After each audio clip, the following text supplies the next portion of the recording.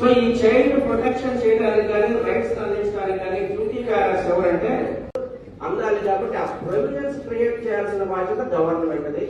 Primary responsibility government provision fix చేసిన తర్వాత అటువంటి పిల్లల్ని మనం సొసైటీలో చూడకుండా ఉంటాము. పిల్లలందరినీ కూడా ప్రొటెక్టివ్ జోన్ లో చూడడానికి అవకాశం ఉంటుంది అనేది మనం గమనించండి. ఎప్పుడైనా సరే తల్లులు తీసుకొచ్చే ఒళ్ళో ఉన్న రోజుల పిల్లలు ఎప్పుడు మెలకువగా ఉండరు, నిద్రపోతానే ఉంటారు. వాళ్ళు నల్ల మందేసి తీసుకొస్తారు వాళ్ళకి. దానికి రోజుకి ఎంత ఉంటుంది, రోజుకి ఇన్ని రూపాయలని ఎంత ఉంటుంది, నెలకి ఇన్ని రూపాయలని ఎంత ఉంటుంది. ఒకవేళ తల్లి దగ్గర ఉన్నప్పుడు కనుక చైల్డ్ చనిపోతే 1 సంవత్సరం అద్దె కడితే చాలండి. సో చైల్డ్కి ఈ రోజు నేను 100 రూపాయలు కనుక పే చేయాలి, ఈ చైల్డ్ని నేను తీసుకెళ్లి బెగ్గింగ్ చేసుకునే దానికి 100 రూపాయలు పే చేయాలని నేను ఒప్పందం కుదుర్చుకుంటే, నేను నల్లమంది వేసే క్రమంలో కొంచెం మోతాదు ఎక్కువయ్యి, లేదంటే ఎండ ఎక్కువయ్యి, వానలో తడిచి, ఇంకేదైనా చిన్న యాక్సిడెంట్కి గురయ్యి నా దగ్గర ఉన్న చైల్డ్ చనిపోతే, నేను తీసుకొచ్చిన చైల్డ్ చనిపోతే, సంవత్సరానికి ఎంత, రోజుకు 100 రూపాయలు చొప్పున 365 ఇంటూ 100 ఇంటూ చేసేసి ఆ డబ్బులు వాళ్ళకి ఇస్తే ఆ వాల్యూ అక్కడితో అయిపోయింది, ఆ చైల్డ్ వాల్యూ. సో అది మనం ఇచ్చే రూపాయల వెనకాల ఉండే ఇది. సో అది గుర్తుపెట్టుకోండి. ప్రొటెక్షన్ అనే దాని దగ్గర వచ్చింది ఇది. ప్రొటెక్షన్ ఇది ఎందుకు చెప్పానంటే, నెగ్లిజెన్స్. ప్రొటెక్షన్ అంటే ఏం లేదండి, ఇన్ని రకాల సమస్యలు మనం మాట్లాడుకున్నాం. పిల్లల గురించి రకరకాల సమస్యలు ఉన్న పిల్లల గురించి మనం మాట్లాడుకున్నాం కదా. ఇవన్నీ కూడా మనం గుర్తుపెట్టుకోవడం కష్టం. కానీ ఏ పిల్లల యొక్క సమస్య చూసినా సరే ఒక 4-5 రకాల ప్రమాదకరమైన కారకాలు వాళ్ళకు ఉంటాయి. ఏంటంటే, ఏ ప్రాబ్లంలో చైల్డ్ ఉన్నా వాడి మీద అబ్యూజ్ ఉంటుంది, వేధింపు. అబ్యూజ్ అంటే వేధింపు ఉంటుంది. తర్వాత వైలెన్స్ ఉంటుంది, ఆ చైల్డ్ మీద హింస ఉంటుంది. వైలెన్స్ మీన్స్ హింస ఉంటుంది. ఎక్స్‌ప్లాయిటేషన్ ఉంటుంది, అంటే దోపిడీ. నెగ్లిజెన్స్, మనం ఎలాగైతే వాడి రైట్ని మనం నెగ్లెక్ట్ చేసి మనం 1 రూపాయి పడేస్తున్నామో, లేదా ఒక మనిషి చనిపోతే, ఆ పిల్లోడు చనిపోతే 1 సంవత్సరం డబ్బులు ఇచ్చేసి వదిలిచ్చేసుకుంటున్నామో, మనం రెస్పాన్సిబిలిటీ ఎలాగైతే ఫీల్ అవ్వకుండా ఇగ్నోర్ చేస్తున్నామో, ఇదే నెగ్లిజెన్స్. వాడికి అందాల్సింది అందకుండా పట్టించుకోకుండా ఉన్నదే నెగ్లిజెన్స్.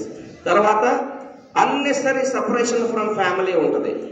సో నేను అన్నెసరీ సపరేషన్ అన్నా, ఈ చైల్డ్ ఇంటి నుంచి అవసరం లేకుండా బయట ఉండటం. అయితే రన్అవే, కిడ్నాప్, అబ్డక్షను, మిస్సింగ్, అబాండన్ చేయటం, మాకు అక్కర్లేదు వదిలేయటం. మనం చూస్తూ ఉంటాం చాలా మంది పిల్లల్ని మురికి కాలువలలో రకరకాల చోట్ల చూస్తూ ఉంటాం.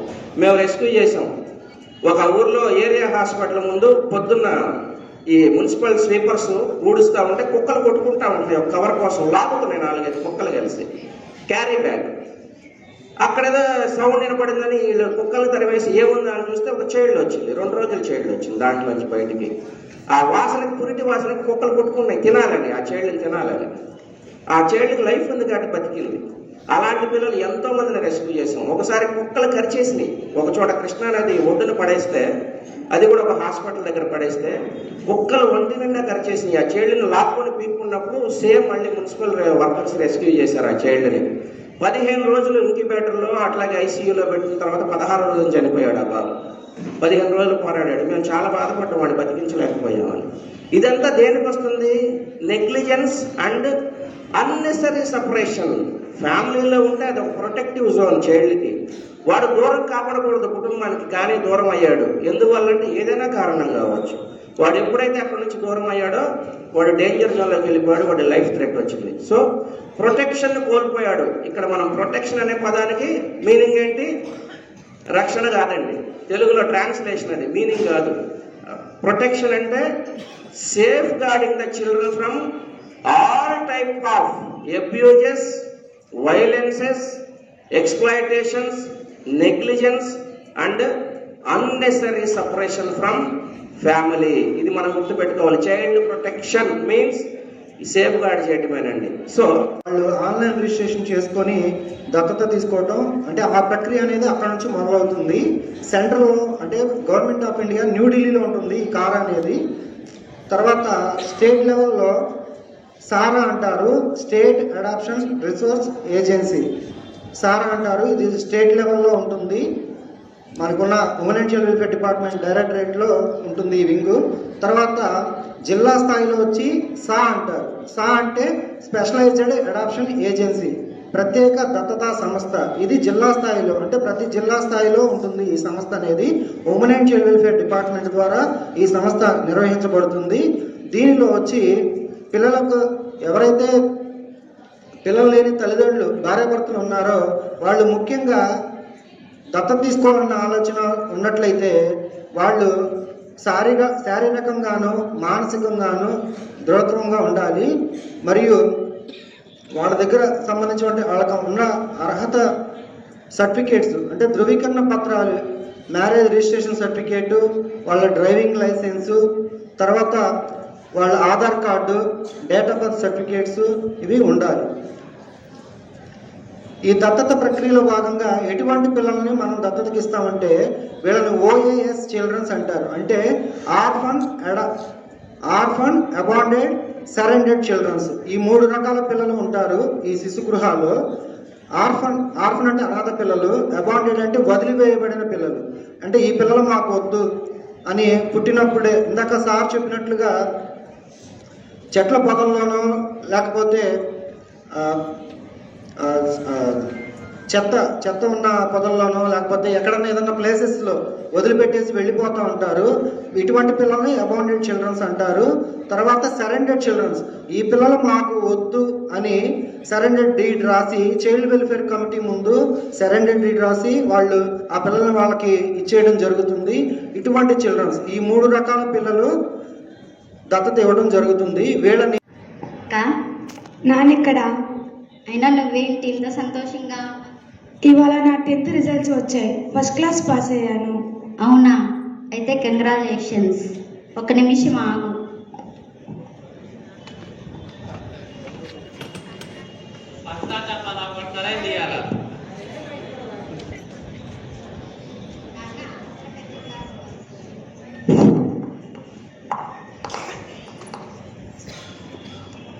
పంచదార డబ్బా ఎలా పడతారా ఏంటి?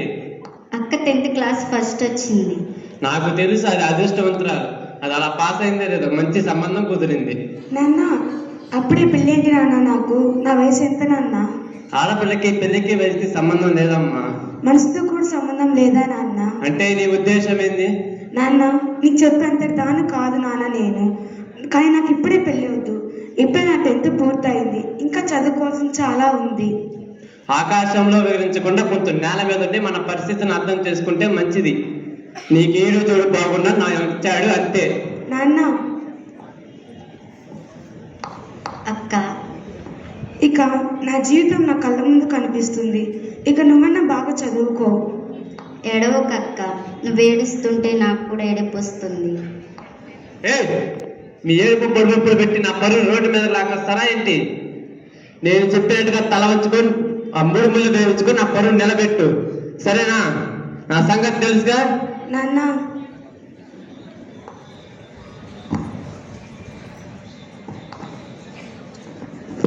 నడవండి. మీకు కాదు పెళ్ళి, నా కూతురికి. నడవండి. చూడు, ఈ మాటకి ఏ మాట చెప్పుకోవాలో కానీ పెళ్లి చూడు ఎంత గ్రాండ్ గా చేశారో. అవును కదా? ఏంటి మీ బందే పసిబిడ్డను తీసుకొచ్చి పెళ్లి చేస్తున్నారు? ఎంతసేపు ఉన్నా భోజనాలు తిన్నామా, పెళ్లి పనులు అయిపోయా అన్నదే కాదు, బాల వివాహాలు చేయకూడదని చెప్పాలి. ఇవన్నీ మనకెందుకులే కానీ పెళ్ళికొచ్చామా తిన్నామా అన్నట్టు వెళ్ళిపోదాం రండి.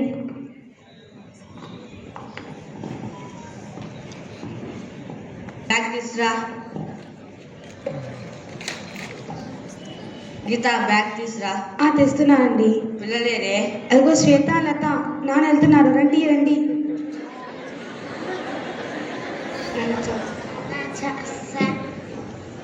నాన్న, సాయంత్రం చాక్లెట్లు తీసుకురావా? సరేనమ్మా, సాయంత్రం వచ్చేటప్పుడు చాక్లెట్ తెస్తా, నువ్వు వెళ్ళి ఆడుకో. సరే నాన్న. ఓకేనా అబ్బాయి? ఏమండి, ఒక నిమిషం. మీరు నా కాలేజీ అడ్మిషన్ తీసుకొస్తా అన్నారు కదా, అది ఇంకా తెలియదు. దాని గురించి చెప్పండి. ఆఫీస్ అడ్మిషన్ మీద వేరే సిటీకి వెళ్తున్నాను తెలుసు కదా. కాలేజీ అడ్మిషన్ ఖచ్చితంగా తీసుకొస్తా వచ్చేటప్పుడు. ఓకేనా అబ్బాయి? సరే అండి, బాయ్. ఇప్పుడు చదువు ఎవరిని ఉద్ధరించాలని నీవు? అత్తయ్య, నేను కూడా మా ఆయనతో పాటు జాబ్ చేసి పిల్లల్ని చదివించుకుంటాను. చదువు చదువు అన్న అంత తాపత్రం ఉన్నదానివి పెళ్ళెందుకు చేసుకున్నావు మరి? అత్తయ్య, ఒరే ఇది ఎప్పుడు ఉండే గోలేగా, నువ్వు వెళ్ళు. మా నీకేం తెలియదు, నువ్వు ఊరుకో. గీత నీకు ఖచ్చితంగా కాలేజీ అడ్మిషన్ తీసుకొస్తా. ఓకేనా? బాయ్. సరేనండి, బాయ్. చూస్తా ఎన్నాళ్ళు ఇలా సాగిస్తావో చూస్తా. అవకాశం దొరికినప్పుడు చెప్తా నేను ఈ పని. అత్తయ్య, పోవే. హలో హలో, ఎవరండి? అమ్మ, మేము గాంధీ హాస్పిటల్ నుంచి మాట్లాడుతున్నాము. చెప్పండి. ఈ నెంబర్ గల వ్యక్తి సిటీ కాలేజ్ ముందు చనిపోయి ఉన్నారు, యాక్సిడెంట్ అయి చనిపోయి ఉన్నారు. వారి బాడీని తీసుకోండి. అయ్యో అయ్యో అయ్యో, ఏమండి ఏమండి ఎంత పని జరిగిపోయిందండి? ఏమండి ఏమండి ఏమండి ఎంత పని జరిగిపోయింది? అయ్యో వసే, ఏంటి ఈ నట్టింట్లో ఏడుపులు పెడవంపులు పెడుతున్నావు? ఇప్పుడు ఏం జరిగిందని? అత్తయ్య, ఆయన కాలేజీ దగ్గరికి రోడ్డు క్రాస్ చేస్తున్నప్పుడు చనిపోయారు అత్తయ్య. అయ్యో వసే, ఎంత పని చేసావే! నీ పాడు చదువు వల్ల నా కొడుకును పొట్టను పెట్టుకున్నావే. వసే, నీ దరిద్రం చదువు వల్ల నా కొడుకును నాశనం చేసావు కదవే. వసే, నువ్వు పక్కకు వెళ్ళే. ఒరే కుమారు అవే, అయినా నా కొడుకుని చంపిందానివి నా ఇంట్లో ఏ మొహం పెట్టుకొని తిరుగుతున్నావే నీవు ఇంకా? అత్తయ్య, వసే, నీవు నా కొడుకుని మింగేసిన తిమింగలానివే. నా కొడుకుని చితిలో కాల్ చేసి ఏ మొహం పెట్టుకొని నా కొడుకు పటం ముందు దీపం వెలిగిస్తున్నావే. ఇక్కడ ఇంకొక నిమిషం నా ముందు నించున్నావు అనుకో, నేనేం చేస్తానో కూడా నాకు తెలియదు. పోవే, బయటికి వెళ్ళి. ఇక్కడ అక్క, బాగున్నారా? లోపలికి రా అక్క. నాన్న ఎక్కడా? ఉన్నాడు నాన్న. ఎలా ఉన్నావు నాన్న? ఏదో ఉన్నాలే అమ్మా. నీ బతుకుని ఇలా చూసి మీ మొగుడు చనిపోయిన నీ దురదృష్టం వల్ల తర్వాత నీ చెల్లికి పెళ్లి అవుతుందా లేదా అని అనిపిస్తుందమ్మా. అక్కడ చూసావుగా నాన్న అక్క ఏ పరిస్థితిలో ఉందో. ఇవన్నీ ఎందుకు? మీరేం చిన్నపిల్లలు కాదు, అన్నీ తెలియాలా, లేకపోతే తర్వాత నిన్న నా మీద వేస్తారు. నాన్న, నువ్వు తెలివితో మాట్లాడుతున్నావు నాన్న. కొంచెమన్నా ఆలోచించవా? నేను మొగుడిపోయి పుట్టింటికి వస్తుంటే అత్త పట్టిన కష్టాలతో పడలేక పుట్టింటి దగ్గరికి వస్తుంటే ఆశతో వస్తే నువ్వు కూడా మాటలతో నన్ను మానసికంగా బాధపరుస్తున్నావు నాన్న. అంటే నీ జీవితాన్ని నాశనం చేసింది నేనంటావా? నాన్న, ఎవరి కర్మకి ఎవరు నష్టం ఏముంటుంది? చెల్లి పెళ్లి చేయాలని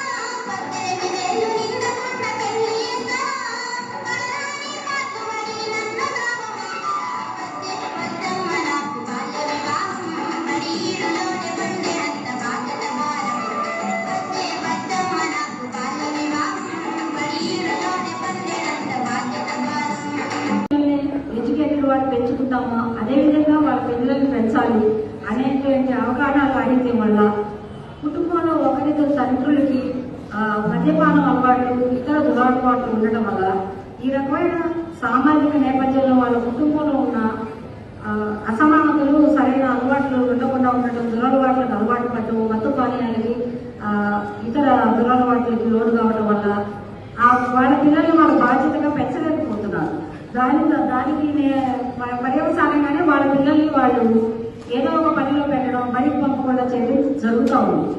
కానీ ఎప్పుడైతే మనం సామాజికంగా మనం ప్రజల్లో పౌరుల్లో కొంత మార్పు తీసుకొచ్చినట్లయితే వాళ్ళకున్న ఇప్పుడు లిమిటెడ్ పీపుల్ ఎలాగైతే ఇద్దరు ఉంటున్నారు కాబట్టి పిల్లలు అంతకు ముందులాగా మేము 2003 నుంచి చైల్డ్ లేబర్ రాస్తున్నామండి. 2003లో బాల కార్మికులు పల్లె పెట్టుకున్న వాళ్ళు రాసేటప్పుడు చాలా మంది పిల్లలు పనిచేస్తా కనపడ్డారు. ఎక్కడ పడితే అక్కడ పిల్లలు ఆటో గ్యారేజ్లు, మెకానిక్ షెడ్లు, బట్టల షాపులు, ఫ్యాక్టరీ షాపులు, హోటళ్లు, బార్లు, రెస్టారెంట్లు, ఇవే కాకుండా ఫ్యాక్టరీస్. ఇంతమంది 2003 నుంచి 2015 లోపు దాదాపు ఒక 60% తగ్గిపోయారండి పిల్లలు. ఎందుకంటే ప్రజల్లోనే కొంత అవేర్నెస్ వచ్చింది. పిల్లల్ని పనులు పెడితే కేసులు పెడతారు, యజమానుల మీద కేసులు పెడతారు, కోర్టులో పెనాల్టీలు కట్టిస్తారు, జీతం తక్కువ ఇచ్చారని పెనాల్టీలు వేస్తారు అనేది ప్రజల్లో ఒక 60% అవేర్నెస్ అయితే వచ్చిందండి 25 సంవత్సరాల్లో. కానీ ఇంకా రావాల్సి ఉంది. దానికి మనం తీసుకోవాల్సిన చర్యలు చాలా వరకు అన్ని డిపార్ట్మెంట్లు మమేకమై ఒక రెస్క్యూ టీమ్గా ఏర్పడి లైన్ డిపార్ట్మెంట్లన్నీ త్వరగా కంటిన్యూగా డ్రైవింగ్ చేస్తానే ఉన్నాం. దాని గురించి ముందుగా అసలు బాలలు ఎందుకు కార్మికులుగా పనుల్లో పెడుతున్నారనేది ముందు మనం జనరలైజ్గా మాట్లాడుకున్న తర్వాత చట్టం గురించి చెప్తాను కొంతవరకు. మేము ఇప్పుడు దాకా పిల్లల కేసులు రాసిన తర్వాత ఫస్ట్ మా దగ్గరికి యజమాని పరిగెత్తుకు వచ్చేస్తాను, ఈ కేసు తీసేయండి, ఈ కేసు తీసేయండి. ఆయన వినకపోతే పొలిటికల్గా కూడా వెళ్ళిపోతూ ఉంటారు, నా ఫోన్లో వస్తూ ఉంది. తర్వాత వాళ్ళు చెప్పేది ఏంటంటే వచ్చి ఆ పిల్లవాడు